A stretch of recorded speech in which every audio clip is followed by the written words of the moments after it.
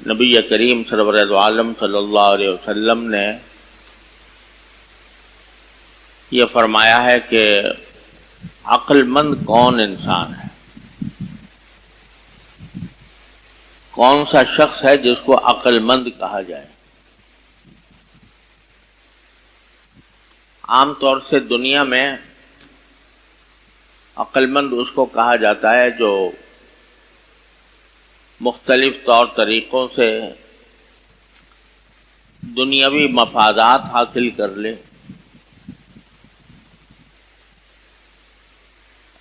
بڑی شاندار طریقے سے تجارت کرے، پیسے کمائے، یا لوگوں پر اقتدار حاصل کرے، لوگوں کے دلوں پر حکمرانی کرے اور بڑے اعلیٰ منصب پر پہنچ جائے، اپنی تدبیروں سے، اپنی کوششوں سے اعلیٰ منصب تک پہنچ جائے، اس کو سمجھا جاتا ہے کہ یہ بڑا عقل مند آدمی ہے۔ لیکن نبی کریم سرورت عالم صلی اللہ علیہ وسلم نے عقل مند کی تعریف یہ فرمائی کہ عقل مند کون ہوتا ہے؟ من دان نفسہ، عقل مند وہ ہے جو اپنی نفسانی خواہشات پر قابو پائے، وعمل لما بعد الموت، اور مرنے کے بعد کی جو زندگی آنے والی ہے اس کے لیے یہ دنیا میں کام کرے۔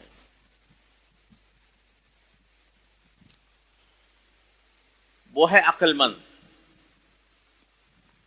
اور عاجز، آپ نے فرمایا عاجز وہ ہے، یعنی جو اپنی ساری کوششیں اس کی بیکار گئیں،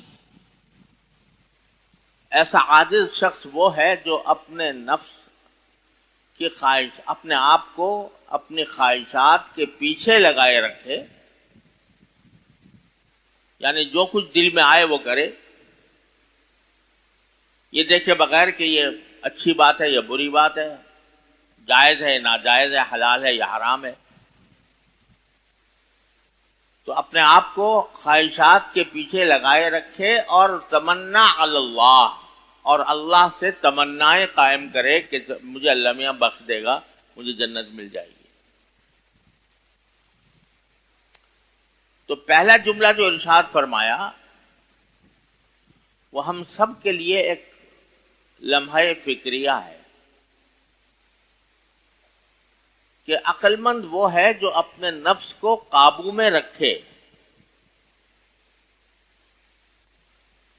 اور مرنے کے بعد کی زندگی کے لیے کام کرے دنیا میں۔ وجہ اس کی یہ ہے کہ یہ دنیا جس میں ہم لوگ آج زندگی گزار رہے ہیں، اگر اس پر غور کرو تو یہ غور خود آپ کو اس نتیجے تک پہنچائے گا کہ یہ دنیا ہماری منزل نہیں ہے، یہ ایک سفر ہے۔ کیونکہ صدیوں سے یہ معاملہ ہوتا چلا آ رہا ہے کہ بچہ پیدا ہوتا ہے،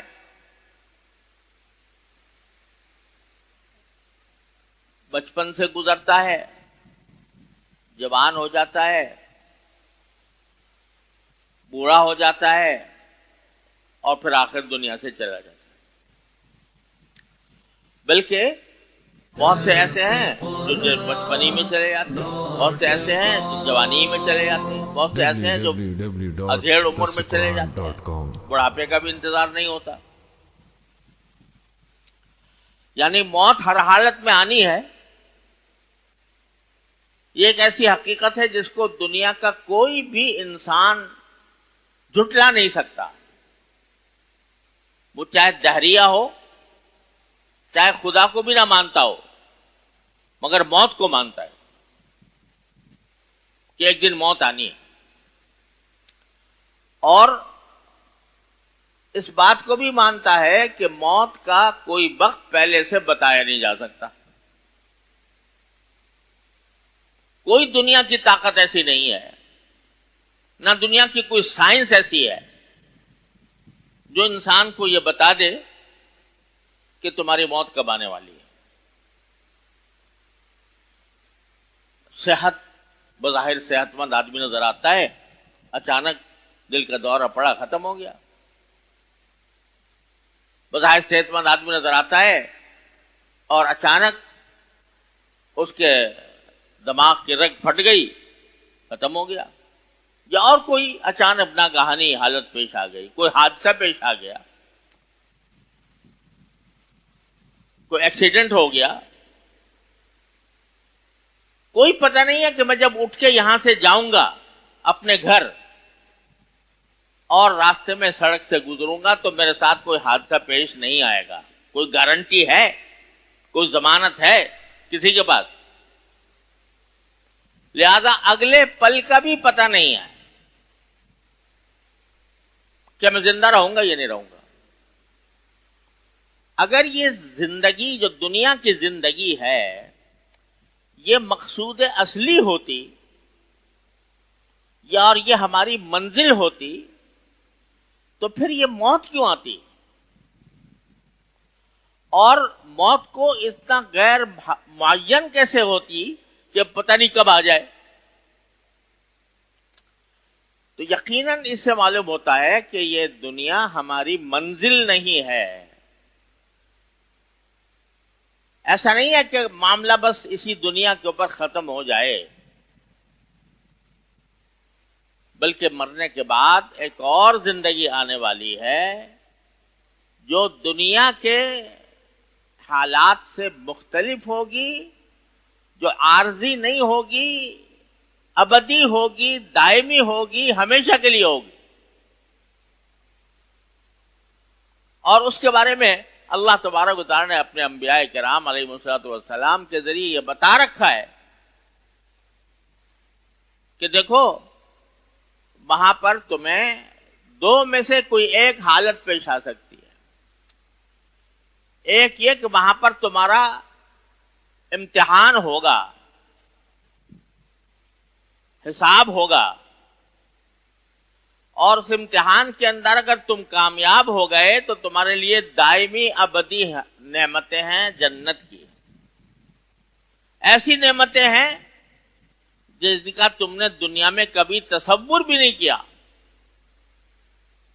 وہ نعمتیں رسول کریم صلی اللہ علیہ وسلم نے ارشاد فرمایا کہ اللہ تعالیٰ فرماتے ہیں اعددت لعبادی الصالحین ما لا عین رأت ولا اذن سمعت ولا خطر علی قلب بشر.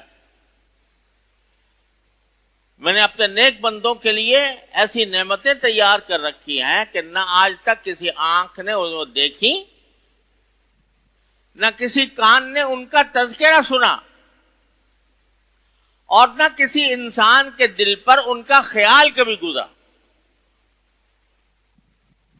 ایسی نعمتیں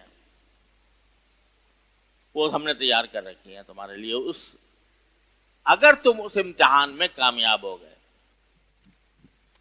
لیکن اگر تم نے دنیاوی زندگی اس طرح گزاری کہ اس کے نتیجے میں تو اس امتحان میں کامیاب نہ ہو سکے تو اللہ بچائے پھر عذاب بھی بڑا سخت ہے. جہنم ایسی چیز ہے کہ انسان کے لیے قابل برداشت نہیں. وہ تمام تر تکلیفوں کا، مشقتوں کا، غموں کا، دکھوں کا مرکز ہے جہنم. جنت میں کسی غم کا نام و نشان نہیں، کسی تکلیف کا نام و نشان نہیں، کسی خوف کا نام و نشان نہیں. اور اللہ بچائے جہنم میں کسی خوشی کا نام و نشان نہیں، کسی آرام کا نام و نشان نہیں. تکلیفیں ہی تکلیفیں، عذاب ہی عذاب، آگ ہی آگ. اتنا زبردست امتحان ہونے والا ہے. تمہارا مرنے کے بعد، اور اس کا پرچہ بھی آؤٹ کر دیا گیا. کیا پوچھا جائے گا تم سے اس امتحان میں کہ بتاؤ ہم نے تمہیں اتنی زندگی دی تھی وہ کاہے میں گزاری؟ ہم نے تمہیں اتنا مال دیا تھا کس چیز میں خرچ کیا؟ ہم نے تمہیں جوانی دی تھی وہ جوانی کس چیز میں لٹائی تم نے؟ اور ہم نے تمہیں علم دیا تھا تو اس علم سے کیا نفع اٹھایا تم نے؟ یہ پرچہ آؤٹ ہے. پہلے سے نبی کریم صلی اللہ علیہ وسلم نے، حضور اقدس صلی اللہ علیہ وسلم نے اللہ تعالی کی طرف سے امتحان کا یہ پرچہ آؤٹ کر رکھا ہے. ان چیزوں کے بارے میں سوال ہوگا. تو یہ جو دنیا گزر رہی ہے یہ اس امتحان کی تیاری ہے، تاکہ ہم جواب دے سکیں بھئی عمر آپ نے دی تھی بے شک آپ نے ہمیں، تو ہم نے فلاں فلاں کام میں گزاری. جوانی آپ نے عطا فرمائی تھی تو جوانی ہم نے فلاں فلاں کام میں گزاری. مال دیا تھا تو میں نے کہاں سے کمایا، کہاں خرچ کیا، اس کا حساب میں آپ کو دینے کو تیار ہوں، دے سکتا ہوں. اور علم مجھے دیا تھا تو اس علم پر میں نے کتنا عمل کیا یہ میں دے سکتا ہوں. یہ امتحان ہے جو ہونے والا ہے، اور یہ دنیا جو ہے وہ اس امتحان کی تیاری کی جگہ ہے، منزل نہیں ہے، مقصود نہیں ہے.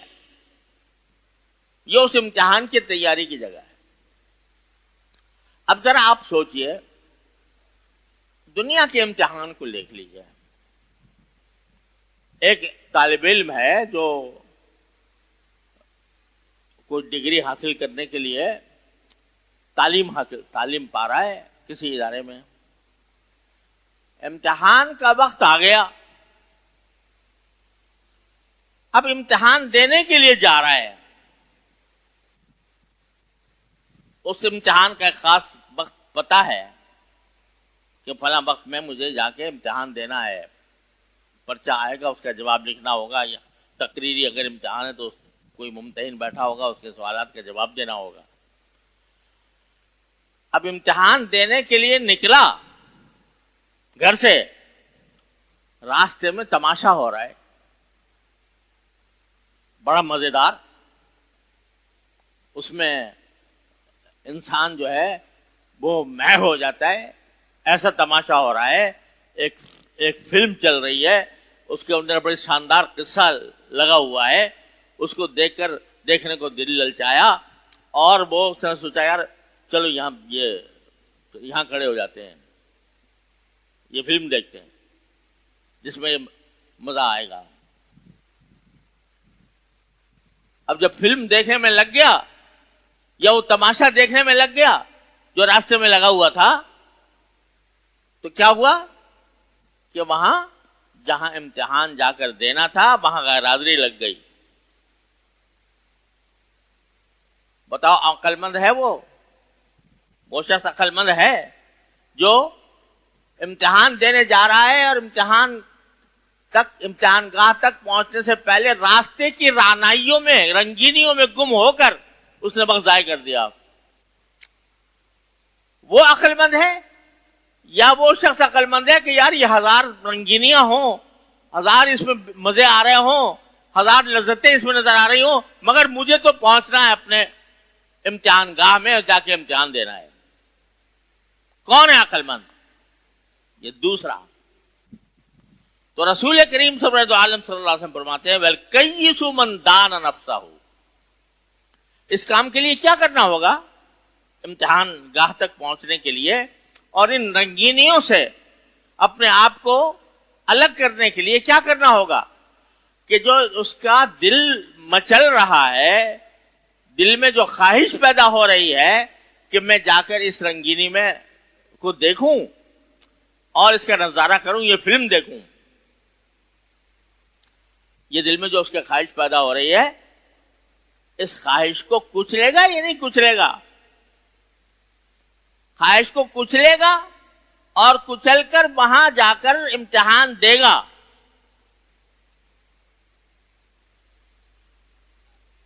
اگر ذرا بھی عقل ہے، ذرا بھی سمجھ ہے، تو وہ اس خواہش کو خاطر میں نہیں لائے گا اور جائے گا، جا کر امتحان دے گا. تو پہلا قدم کیا ہوگا؟ خواہش کو کچلنا.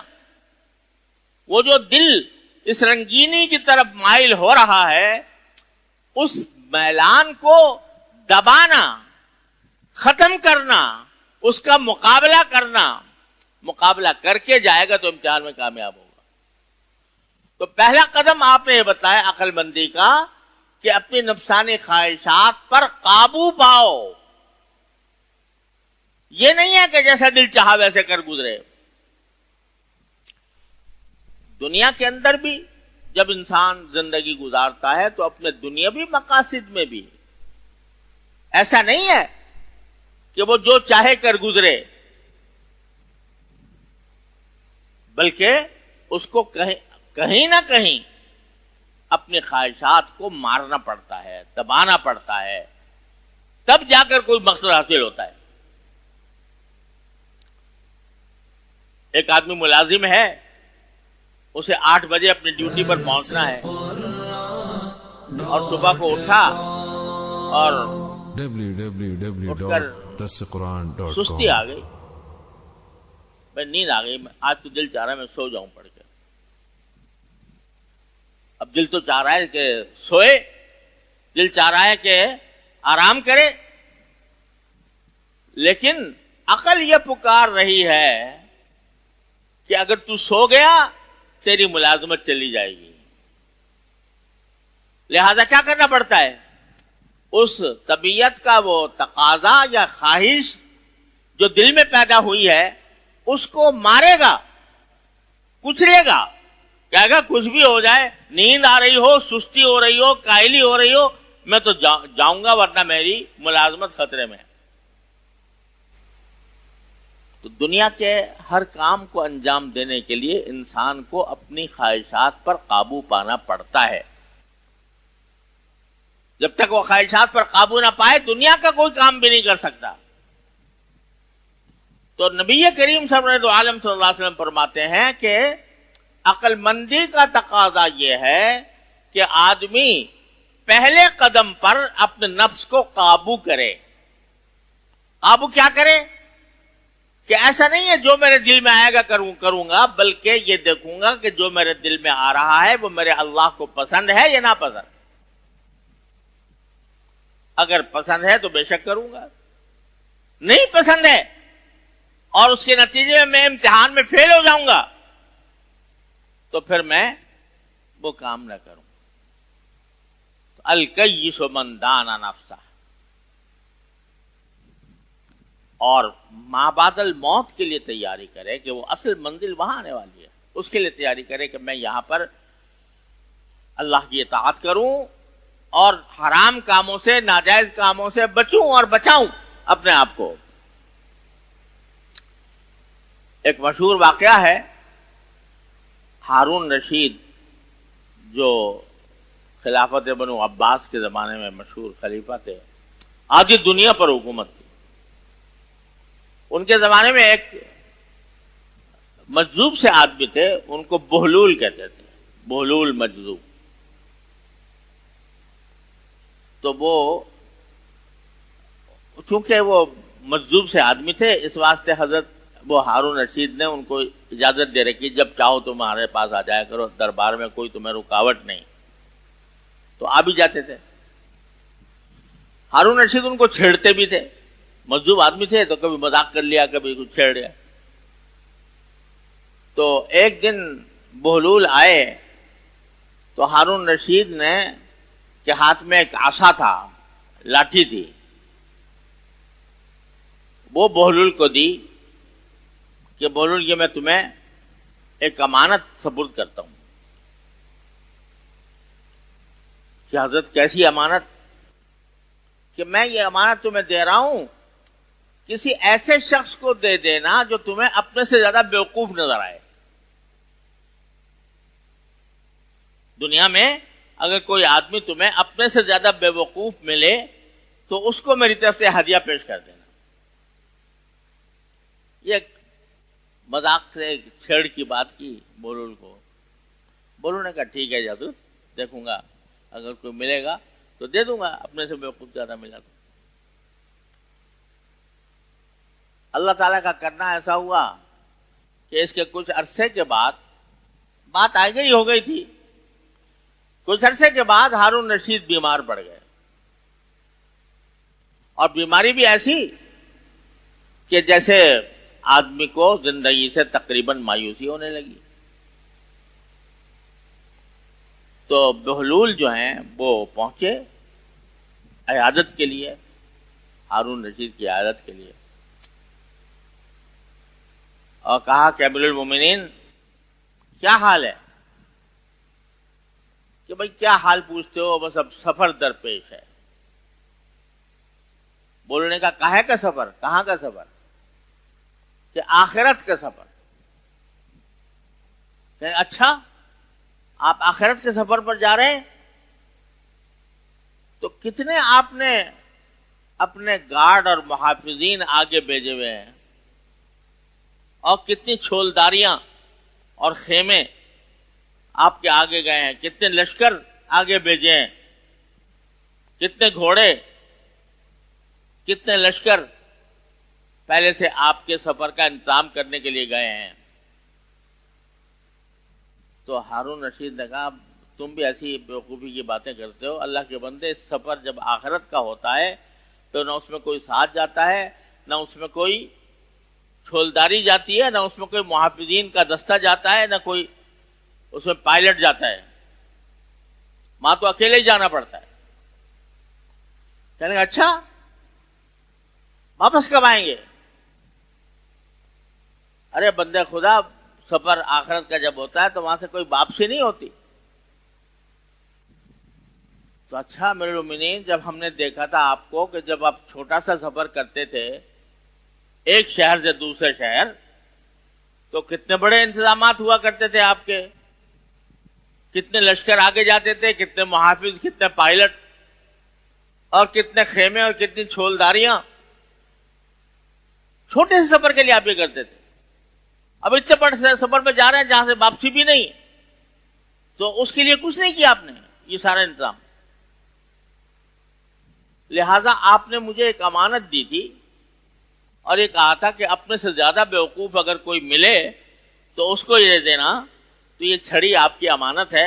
مجھے آپ سے زیادہ بیوقوف اس دنیا میں کوئی اور نہیں ملا, مجھ سے زیادہ بیوقوف کوئی اور نہیں ملا سوائے آپ کے, کہ چھوٹے سے سفر کے لیے تو اتنے انتظامات کیا کرتے تھے, اور اتنا بڑا سفر درپیش ہے اس کے لیے کوئی انتظام نہیں. تو ہارون رشید رو پڑے اور کہا کہ ہم تمہیں دیوانہ سمجھا کیے, لیکن معلوم ہوا کہ تم صحیح معنی میں عقل مند تم ہو. اور اسی کو فرمایا تھا رسول کریم صلی اللہ علیہ وسلم, الکیس من دان نفسہ وعمل لما بعد الموت.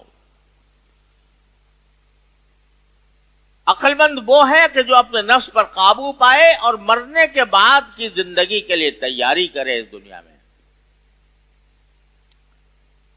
وہ تیاری کیا ہے؟ وہ تیاری بھی کوئی ایسی مشکل نہیں ہے کہ انسان کی طاقت سے باہر ہو. اللہ تعالیٰ نے وہ تیاری آسان کر رکھی ہے, اور اس تیاری کا نمونہ حضور نبی کریم سرور دو عالم صلی اللہ علیہ وسلم کی حیات طیبہ اور سیرت طیبہ کی روشنی میں ہمیں عطا فرما دیا. دیکھو یہ ہے نمونہ تیاری کا, کہ یہ دنیا کے سارے کام بھی ہو رہے ہیں, دنیا کو کوئی کام نہیں رک رہا, تمہیں بھوکوں نہیں مارا جا رہا, تمہارے کھانے پر کوئی پابندی نہیں ہے, تمہارے سونے پر پابندی نہیں ہے, تمہارے اپنی جائز خواہشات کو پورا کرنے پر پابندی نہیں ہے. صرف چند ہدایات ہیں جو تمہیں دی گئی ہے. وہ کیا ہے کہ 5 وقت کی نمازیں تمہارے ذمہ فرض ہیں, رمضان کا روزہ تمہارے ذمہ فرض ہے, سال میں 1 مرتبہ زکوٰۃ ادا کرنا فرض ہے, سال میں 1 مرتبہ سال میں کیا بلکہ پوری عمر میں اگر استطاعت ہو حج کرنا پڑ جائے. اتنا آسان کر دیا جانے. اور گناہوں سے بچنا. گناہ بھی انہی چیزوں کو قرار دیا گیا ہے جو انسان کے لیے مضر ہیں. اگر شراب حرام کی گئی ہے، شراب حرام تو ہے ہی اپنی جگہ، لیکن انسان کے لیے مہلک ہے، اس لیے حرام کی گئی. زنا انسان کے لیے مہلک ہے، اس لیے حرام کیا گیا. سور کھانا انسان کو کی طبیعت کو، اس کے مزاج کو بگاڑ دینے والی چیز ہے، اس لیے اس کو حرام کیا گیا. اور جھوٹ بولنا، غیبت کرنا، دوسرے پر الزام لگانا، بلا تحقیق باتیں روانہ کر دینا، یہ سب چیزیں انسان کے لیے مضر ہیں، اس کے معاشرے کو میں فساد پھیلانے والی ہیں، اس لیے ان کو منع کیا. ابھی رمضان سے پہلے میں نے سورہ حجرات کی آیات کی تفسیر آپ کے سامنے بیان کی تھی. ایک دوسرے کا مذاق نہ اڑاؤ، ایک دوسرے کو تانے نہ دو، ایک دوسرے کو برے ناموں سے یاد نہ کرو، اور وہ سارے اسباب جو معاشرے میں فساد پھیلاتے ہیں ان کو منع کیا. وہ کوئی مفید باتیں نہیں ہیں جن سے منع کر رکھا ہو، سب حرام، سب مضر چیزیں. لہذا تیاری، آخرت کی تیاری وہ کیا ہے؟ اتباع سنت نبی کریم سرور عالم. نبی کریم سرور عالم صلی اللہ علیہ وسلم کا اسوہ حسنہ اپنے سامنے رکھو. آپ نے کس طرح زندگی گزاری، آپ نے تجارت بھی کی، آپ نے کاشتکاری بھی کی، آپ نے ملازمت بھی کی، آپ نے حکمرانی بھی کی، آپ نے جنگیں بھی لڑیں، آپ نے نکاح بھی کیے، آپ نے خانے کی زندگی بھی گزاری. سارے زندگی کے تمام احوال جو ایک انسان کو پیش آ سکتے ہیں وہ سرکار دو عالم صلی اللہ علیہ وسلم نے کی حیات طیبہ میں ان کا نمونہ موجود ہے.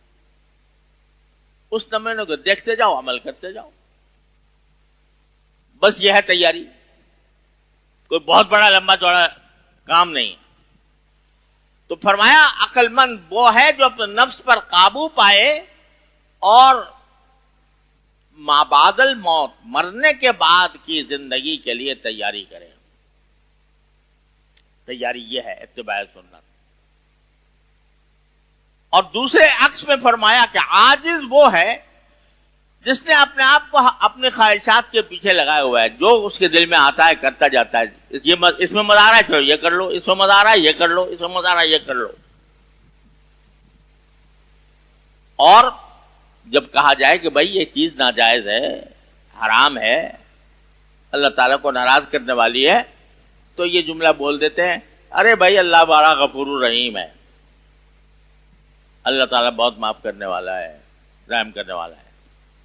اس کو فرما رہے ہیں سرکار دو عالم کہ عمل تو خواہشات پر ہو رہا ہے اللہ کے حکم کے خلاف، اور آرزویں باندھی ہوئی ہیں اللہ کے اوپر کہ میں آخرت میں جب پہنچوں گا تو اللہ میں میرے ان گناہوں کو معاف کر دیں گے، خود ہی معاف کر دیں گے. آرزو میں وہ باندھے، آرزو وہ شخص باندھے جو کچھ کر بھی رہا ہو، اور کر تو کچھ نہیں رہا، اپنے آپ کو خواہشات کے پیچھے لگایا ہوا ہے، جو جی میں آتا ہے کرتا ہے، جو جی میں آتا ہے بولتا ہے، نہ زبان پر قابو، نہ نگاہ پر قابو، نہ دل پر قابو، نہ ہاتھ پر قابو. یہ سارے اعضاء انسانی وہ اللہ کی نافرمانی میں استعمال ہو رہے ہیں، اور آرزو یہ باندھی ہوئی ہے کہ اللہ تعالیٰ غفور الرحیم ہے. اس کی مذمت کی آپ نے فرمایا وہ عاجز ہے، بیوقوف ہے. وہ عقل مند کے برخلاف وہ شخص بے وقوف بھی ہے اور بے کس بھی ہے، عاجز بھی ہے. لہذا سبق یہ دیا کہ اگر ذرا بھی تمہارے اندر عقل ہے تو اس زندگی کو آخرت کے بعد کی زندگی کے لیے کھیتی بنا کر استعمال کرو. الدنیا مزرعۃ الآخرہ. یہ دنیا کھیتی ہے، یہاں جو بو گے آخرت میں وہ کاٹو گے. لہذا ہر انسان کو یہ فکر چاہیے کہ میرے مرنے کے بعد میں ایک مراقبہ ہے، چھوٹا سا مراقبہ. یعنی مراقبے سے مراد یہ ہے کہ ذرا سا دھیان. آدمی 24 گھنٹے میں کسی وقت سوچے کہ اگر میری اس وقت موت آ جائے، اور آنا کوئی بعید نہیں ہے، اگر میری اس وقت موت آ جائے تو کیا میں اس قابل ہوں کہ اللہ تعالیٰ کے سامنے جا کر جواب دے سکوں کہ میں نے سابق زندگی کس طرح گزاری تھی؟ تو یہ چھوٹا سا مراقبہ کر لیا کرے تو انسان کے دل میں خود بخود اپنی اصلاح کا جذبہ پیدا ہوگا. اور جذبہ جب پیدا ہوگا تو پھر اس کو یہ فکر ہوگی کہ میرے اندر جو خرابیاں ہیں میں اس کو دور کروں، اپنی زندگی کو اللہ کی رضامندی کے مطابق بناؤں. اور اس کے لیے پھر جب فکر پیدا ہو جائے گی تو پھر خود راستے ڈھونڈے گا. اگر فکر ہی نہیں ہے تو راستہ کیسے ملے گا؟ جب فکر پیدا ہوگی تو پھر وہ ایسے فکر والوں کے پاس جائے گا، ان سے معلومات حاصل کرے گا، کتابیں چھپی ہوئی ہیں ان کو پڑھے گا، نبی کریم صلی اللہ علیہ وسلم کی سنت کی اتباع کے لیے معلومات حاصل کرے گا اور اس کو اتباع کرے گا تو انشاءاللہ پھر اصلاح ہو جائے گی.